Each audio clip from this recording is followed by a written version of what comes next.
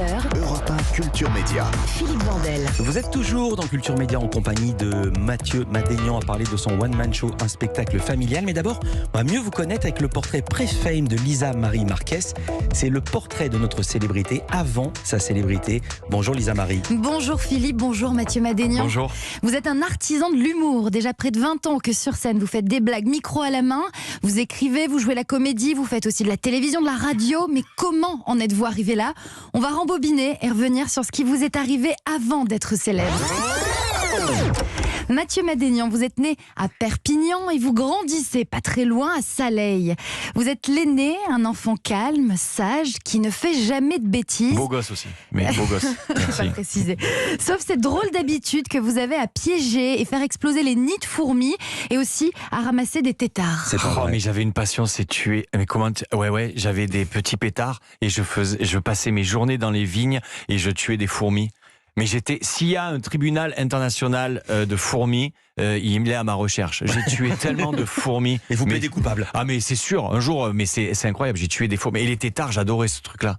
J'allais dans les trucs, je les mettais dans les pots et j'avais des têtards. Ah, mais pas pour les tuer. Non, les têtards, je les élevais dans la même phrase, pour on a eu attaquer peur. les fourmis.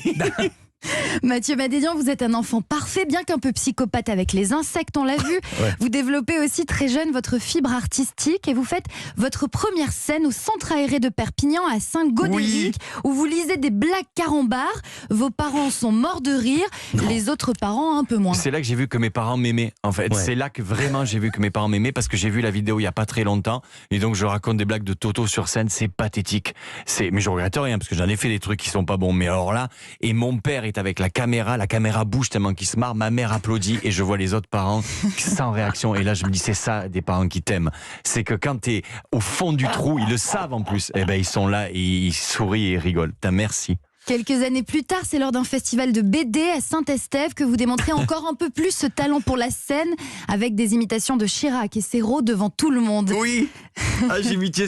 Ah mais qu'est-ce que c'est ? C'est Michel Serrault. Ah oui. Mais c'était nul. C'est Michel Serrault par vous. Oh oui, Ouais. voilà, c'était Mathieu qui imite Ouais. Yves Lecoq qui imite machin, Ouais. tu vois, et je faisais moi je sais pas, et j'ai gagné une BD, ouais, c'était un festival d'imitation devant les vieux de Saint-Estève et je sais, mais c'était terrible, ils dormaient tous, c'était terrible. Vous démontrez aussi très jeune une grande sensibilité, ça se ressent dans vos choix musicaux. Pour réfléchir sur votre vie, parfois le cœur un peu brisé, vous écoutez les Boyz II Men.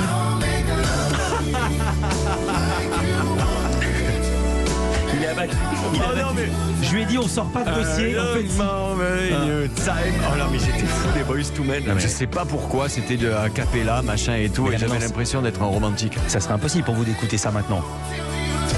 J'écoute toujours. Non mais ne dis pas, mais je te jure, Non. mon On n'est pas en spectre- direct, vous en foutez, on coupera. mon spectre musical va des Boyz II Men à Mano Solo. Tu vois ce que je veux dire? Mano Donc, Solo, je c'est peux- formidable. Oui, tu vois. Elvis mais- Presley. Elvis Presley. Donc tu vois, mais je crois qu'on aime les chansons parce qu'elles nous rappellent des moments de notre vie. Voilà, les Boyz II Men, ça me rappelle quand j'avais 14 ans et que j'avais l'impression d'être un Américain parce que je mettais des Timberland et que je chantais End of the Road ou ce genre de conneries. Et donc voilà, oui, je pense que c'est ça. Côté sportif, vous vous essayez sans grand succès au bodyboard et au skate. Du skateboard, parfois c'est vos copains qui en font et vous les tirez à vélo. Oh, le pauvre Et mec. puis à 14 ans, Mathieu Madénian, vous découvrez un film qui va tout changer. Ce film, c'est Le Silence des agneaux avec Anthony Hopkins. Un film qui vous terrorise et qui vous donne envie de devenir profiler. Ouais, à l'époque, tu avais deux films qui ont cartonné, Top Gun ou Les Silence des agneaux. Soit tu devenais pilote de chasse, soit profiler. Et quand on a vu ce film-là, alors je sais pas, pour ma génération en tout cas, ça a été le premier film sur les tueurs en série, mais c'était un film incroyable. Et je me suis dit, j'ai envie de faire ce métier. Et voilà, j'ai fait les études pour, en fait. Ouais, tout simplement. Côté scolaire, justement, Mathieu Madénian, vous êtes un excellent élève, très bosseur, toujours délégué de classe. Au départ, vous Et destinez... ma mère était parent d'élève. Et votre mon mère parent Dieu. d'élève. Ah, tu le sais ça Ouais, aussi? je le sais Oh là aussi. là. Je Elle me sais surveillait, c'était le seul moyen. Et alors quand ça arrivait à mon nom, tu sais, dans les trucs, Ouais. elle me regardait, je voyais les trucs. Alors Madénian, et je voyais les profs qui parlaient de moi, et je voyais ma mère me regarder. Je me suis dit, je vais m'en prendre par la gueule. Et en fait, ça passait. tout. Au départ, vous destinez à une carrière d'éducateur, puis juge pour enfants. Alors après un bac scientifique, vous vous dirigez vers le droit. Vous étudiez à Montpellier, d'abord les sciences criminelles. Vous faites un stage à la BAC de Perpignan, puis à la brigade criminelle de Montpellier, Ouais. où on vous fait faire une autopsie. Ouais, je sais, ouais. Et je suis parti dans les vapes directes. C'est vrai? Ouais, une dame qui était tombée dans des escaliers. Il fallait savoir de quoi elle était morte. Et en fait, C'est comme dans les films, elle est toute nue sur une plaque en marbre. Et alors, et t'entends. Et alors, et et puis Et là, attendez, on lui scie quoi avec ça? Non, on t'ouvre on t'ouvre le thorax, on te casse on ouvre voilà, et on ouvre le crâne, on te décale, tu vois, on enlève. Et là, je suis parti. Mais il faut être costaud, hein. Médecin légiste, c'est vraiment impressionnant. Vous continuez vos études à Toulouse avant de devenir avocat, mais à 25 ans, Mathieu Madénian, après plusieurs jobs d'été dans les campings d'Argelès-sur-Mer et du Barcarès, comme responsable des animations avec des spectacles tous les soirs. On peut faire une danse village si vous voulez. Vous vous rendez compte que votre voix, ce n'est peut-être pas le métier d'avocat. Vous repensez au sketch de Dupontel à la télévision, celui de Rambo surtout. Vous vous rappelez à quel point ça vous a marqué et surtout que vous aviez eu envie de faire la même chose. Alors, direction Paris pour une année sabbatique pour tenter votre chance. Et de la chance, vous en avez puisque vous passez un casting. L'offre d'emploi dit « Recherche un figurant d'une 30aine d'années avec un accent du Sud ». Bingo, vous devenez la voix off et le mec de dos dans Un gars, une fille.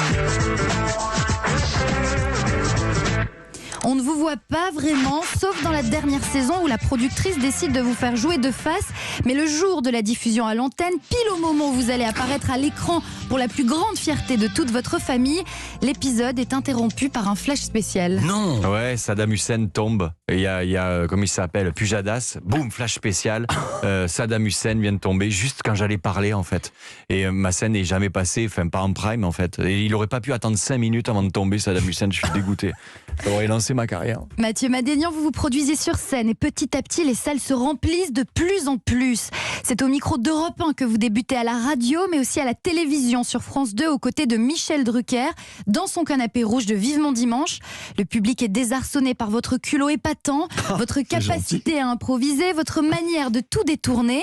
Toujours sincère, Mathieu Madénian, vous prouvez surtout que vous n'êtes pas un avocat, mais bien un humoriste qui a trouvé sa voie, la scène. La suite, on la connaît et moi, je m'arrête là.